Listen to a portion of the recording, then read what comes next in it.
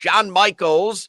He is on the Toyota of Hollywood hotline. He can be heard mornings on 680 The Fan in Atlanta, nationally on ESPN Radio. He's going to be at Hard Rock Stadium Sunday night cheering on the Miami Hurricanes. Before we talk football, I always remind you the best place to get geared up for Cane season is Caneswear in Davie or online at caneswear.com. Of course, Sunday night's an orange out. I'm sure, John, you probably have Caneswear on your list of places to go when you get into town. It's actually my first place to go. So we land at 12:20 Saturday morning, Fort Lauderdale Airport, and I go directly to see Brett.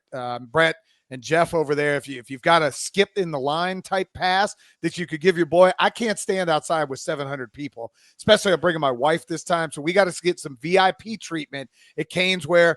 That's at least a $500 stop coming down between. You got to get new stuff. Like you got to get, and they've got the best stuff. And you got to get orange. Well, I've got a lot of orange, but I need more orange. It's gear for me, gear for the kids, gear for the wife. Brett knows I'm going to come down there and do good things. But yeah, that's stop number one. And then Hard Rock Bet might actually be stop number two. My buddy Mondo sent me a link. Solana and I were talking off the air. We don't have any sports gambling in Georgia. Like they're still butt back. No. Wow. We play Prize Picks, which is a great sponsor here in Atlanta, which is a fun game to play, but I can't do like regular sports gambling. Literally when I land, I'm getting on the Hard Rock Bet app. I want that 5 for 150, and I'm putting all 150 on Miami money line because we're whooping that ass. Boom. Well, I was going to ask you how, because the Canes are dogs. How do the Hurricanes, in your opinion, upset Notre Dame on Sunday night? I don't think it's an upset. Like people think that just because Notre Dame was in the national title game last year, it's the same team that's coming back. Now, don't get me wrong. They're loaded on the lines of scrimmage. They've got a couple of good running backs. Although if you look at Jeremiah Love's stats, he got a lot of empty calories, had a bunch of yards against some bad teams, and against good teams, he was pretty average. Miami just needs to be Miami. Run the football with Mark Fletcher and Jordan Lyle. Let Carson Beck operate because the guy is going to put up numbers. 3,500 plus yards this year for Carson Beck. Go ahead and mark that down. And then let the defense eat. They're starting a redshirt freshman quarterback. And I know you guys have probably played that Ian Book sound when he said Hard Rock Stadium was the loudest, even maybe louder than Georgia. Let us, and I say us, meaning all of us rabid Miami fans that are going to be in the building, let us get juiced up and let this redshirt freshman have a little bit of brown stain in his pants because he's going to be scared crapless with what he hears coming out of Hard Rock Stadium. We talked about it because I got drafted 2005. I've been here ever since. That game, the Trajan Bandy interception, was one of the loudest times I played in the playoff game here, and Trajan Bandy interception, one of the loudest times I've ever seen in that stadium. You brought it up. They're not going to make C.J. Carr win the game. Carson Beck has some experience. Right. C.J. Carr is probably going to throw the ball 20 times. But on the other side of that, John, they are going to run the hell out of the football. Is UM's defense ready? Because I went to Notre Dame. I went and talked to Marcus Freeman on the pivot. It's going to come out sooner or later, probably this Friday. Bro, they are huge. Yeah. And you know, when you see them walk out the locker room, that's a running team. That's what they're going to do. They're going to run. Is the defense ready for that? That's what we hope, Channing. You know, Corey Heatherman was brought in to have a better defense than what Lance Guidry had. You know, all the stunts and everything that Miami was doing a year ago, dropping guys into coverage. When we talked to Mario at ACC Media Days, we're going to get up the field. We're going to go after them. Well, you better damn well load about 8 guys in the box because they're going to try to run. And even if they can't run, they're going to try to run again. And they've got 2 running backs that both can run the football. Where I'm interested in that is last year when they couldn't run the ball, they had Riley Leonard to bail them out. And a lot of times 3rd and 4 turned into, okay, we're going to run some kind of zone read where Riley Leonard may just follow Jeremiah Love into the hole and pick up the 4 yards on his own. Can C.J. Carr do that? Or do we see Kenny Minchie, their backup quarterback, who apparently has some better running ability than what you had out of, obviously, with C.J. Carr, who won the game or won the job? Miami better be up to the task. Justin Scott, sophomore, is going to have to play. David Blay, kid that you transferred in, going to have to play. One thing I like, though, Miami's a lot bigger at linebacker. They've been in the past 5-6 years. You don't have any more 5'10", 215-pound middle linebackers. You got dudes that are 6'4", 230, 6'3", 230. Notre Dame better bring their big boy pants because I heard this same crap in 2017. Brandon Wimbush, oh, he could run. What was the dude that had the 2 knee braces that played running back for them? Oh, he's going to run Miami over, and we mud stomped their ass. at Hard Rock Stadium. Look for more of that. Hey, John, how important is this game mentally for the team? Because theoretically, they lose this game, close game, no matter what happens. Even the UF game, we can make the same argument. Go win your ACC games. That's what the Canes have struggled to do consistently, or really since they joined the ACC. And I think that's more important than any out-of-conference game. But Notre Dame, opening the season, top 10 matchup. The last time you played them in that building, you kind of solidified yourself again as being quote-unquote back. How important is this game? Because I feel like if the Canes do win this game mentally, they approach that UF game and their ACC regular season a little bit differently. Yeah, I think, Solana, for that, it's how are you really seen nationally? Like, how do people see you nationally? With the changes they made in the college football playoffs, the fact that they're going to put more emphasis on whatever this strength of record and whatever mathematical equation Rich Clark and his team came up with, I think it becomes important to win a game like this. For the psyche of the team, for the psyche of maybe somebody like Carson Beck, it becomes really important to win a game like this as well, because you want to go out and win this and show everybody, hey, the end of the Georgia campaign is done. And us losing a year ago to Syracuse and Iowa State was just a product of not having a good defense. I think if you can go out and handle somebody like Notre Dame, narrative becomes completely different, where you can go out and win a monster game against a good team. My only fear with that is you win a game like this, and then what happens? Somebody goes, well, Notre Dame's not as good as they were ago. Because they love to change the narrative when it comes to Miami. So but I think for the team itself, for Mario building this to where you want it to be, go out and win the game and shut everybody else up. Be a top 5 team come this time next week. John, is Carson Beck set up to lose? Because he's not Cam Ward. You're not going to see the same thing out of Carson. I watched him you watched him at Georgia. You're in Atlanta. He's not Cam Ward. Are people going to be upset, win, lose, or draw after going from Cam to Carson? Win, they're not going to be upset. He starts losing games, people are going to be pissed off that he's not Cam Ward. But I'll say this with Carson Beck. People got caught up and he had 12 interceptions a year ago. Go look at what they had to deal with. An offensive line that underachieved. Kirby Smart and his team only averaged 120 yards on the ground last year, which Georgia normally lives in that 190 to 200 range that makes it easy. He had a bad stretch against Alabama and Ole Miss and a couple of teams, and that's where all of his interceptions were. Last 3 games of the year against Tennessee, some grab-ass team, I think UMass, and then Georgia Tech, he went 11 touchdowns and no interceptions.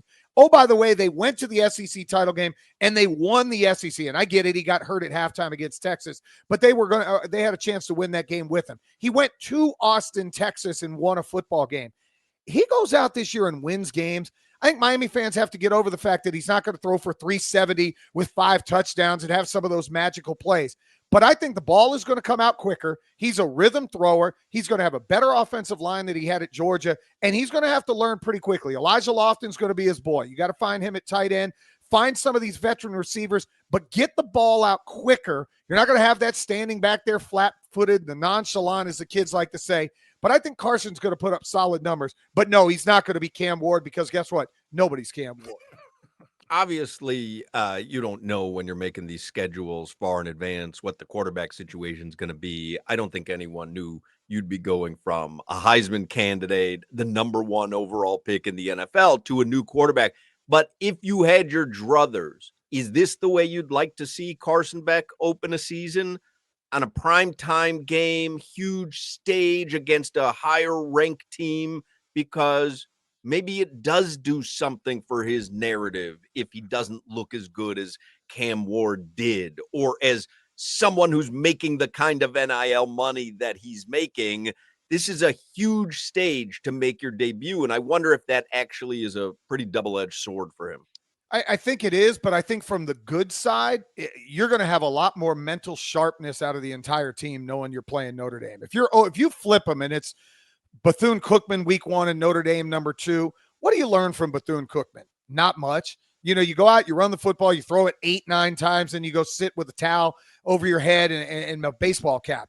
Against Notre Dame, you come out, and what I like about Carson Beck is he's been in these games. We just talked about playing Tech. He was at Texas last year, at Alabama. He's played in back-to-back SEC championship games. He knows what it's like for this big stage, And I think that gives Miami actually a huge advantage at quarterback over Notre Dame. We've got a guy that's played in multiple games that meant a lot compared to a guy that's never taken a college snap.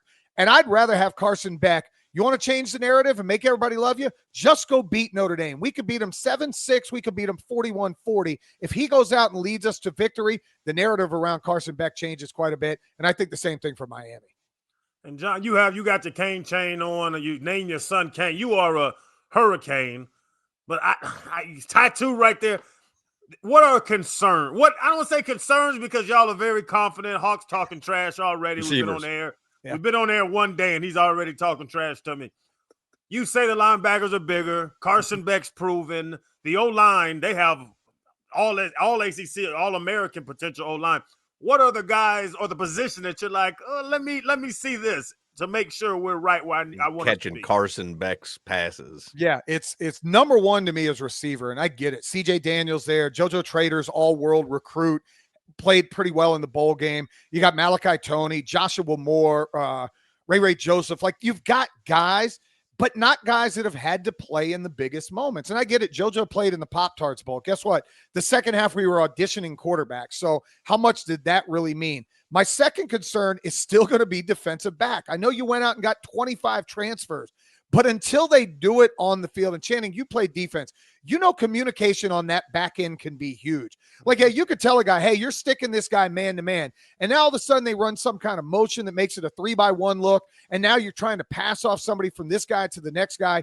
Do you have that communication down pat with a short amount of practice time? You know, obviously a new defensive coordinator who's only been there since like January or February. Have you figured all of that out? And I'll stay defensively as well. My third concern is going to be interior defensive line. I know I named some guys early on, but again, they haven't proved anything with a U on the side of their helmet. So those three groups to me are going to be hugely important this one. I think receiver will work itself out. Like, you're a guy that can run a 4-3 and can catch a football. You can do that no matter what.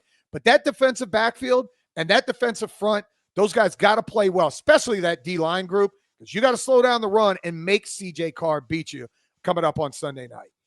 John Michaels, you can hear him on 680 The Fan in Atlanta, ESPN Radio nationally, and you may bump into him Sunday night at Hard Rock Stadium because he ain't gonna be banged up, Hawk. The wife's gonna come with him. He ain't gonna be. I'll tell you what. You know what? You get know John Michaels. well, get John Michaels around a tailgate at Hard Rock Stadium. Dude's gonna be banged up. Oh yeah, West Blue Lot. What time are the gates open? Is it 3 or 4 o'clock? Jimmy, I don't know. I've heard 3. Here's the problem, Crowder. I've had to warn my wife. It's 116 degrees in South Florida. We're getting to that damn tailgate as soon as those gates open. West Blue Lot, we will be there. My buddy Mondo, he's already given me the code to Hard Rock Bet. My boy Xavier, X, we call him X, Kappa Kane, they're all going to be there. They've got a giant tailgate. I'll be walking around. I'm going to have a giant Yeti full of Tito's and Red Bull, and it's go time. Any Notre Dame fan, go park your ass somewhere. Go park at Tootsie's and stay over there because we ain't welcome in the West Blue Lot. you became friendly with Mario Cristobal at ACC Media Days. You got his phone number. You're going to call him before the game, give him a little advice? Look, so he gave me his number. We had a good conversation on the air, and he saw the tattoos and was like, I got to get you down to South Florida, come to a practice, whatever it may be. I texted him this morning. I didn't want to be that guy that was going to start texting the coach, but this morning I just said, hey, coach, you met me in Atlanta. Good luck. He never read the text. I didn't figure he would because he's got bigger things to think about. Kind of a big week, John. Yeah. Maybe do that for the Bethune-Cookman week. Well, no, I figured I'll kind of plant the seed now, and as the season goes along, if we keep winning, maybe he gets a Monday text after he gets off from Joe Rose. He'll get a text from me. There you go. Say, hey, good win, good luck. Hey, Crowder, what time do Gator fans show up to the Swamp for that riveting season opener against Long Island University? Oh, we there 8 a.m. Yeah, Zaxby's. You hit Zaxby's at noon for a salad, and then what time you roll over to? Hey man, stadium. y'all never been on. I know y'all never been on Frat Row though. Yeah, hell, who Yes. was playing? I was Long there Island. last year. I walked around. They were nervous. They talked trash from a distance. They didn't want these problems. Oh, John, we're not aggressive fans. we're Ron confident Zook fans. kicked an entire fraternity's ass. And then you see what happened when Urban came in with those guys, and Yeah. there was a bunch of people on there that were different. Yeah, there were Gator players then you didn't want to mess with. The next thing you know, you ended up, getting a black eye. You look like the dude that got into it with Rampage Jackson's son. Oh my God! You Hey, see that? Oh, Holy hell! hey, John, we grab our pearls if something really goes down. Oh, my goodness. Reminded Are me they of the fighting? Rocky movies. He doesn't know this is an exhibition. Right. He was hammering that poor guy. I can't Oh, believe you guys are playing the Snookies from Long Island University. I mean, can you imagine opening your season against the Snookies and we're out there against the Notre Dames? Hey, We're out there against the Holtzes. They run the option. We're trying to get all our, lanes down, establish John a good Michaels. defensive Follow him front. on Twitter. John Michaels U is the Twitter handle. See you, John. We appreciate it. Anytime. I'll see you guys this weekend.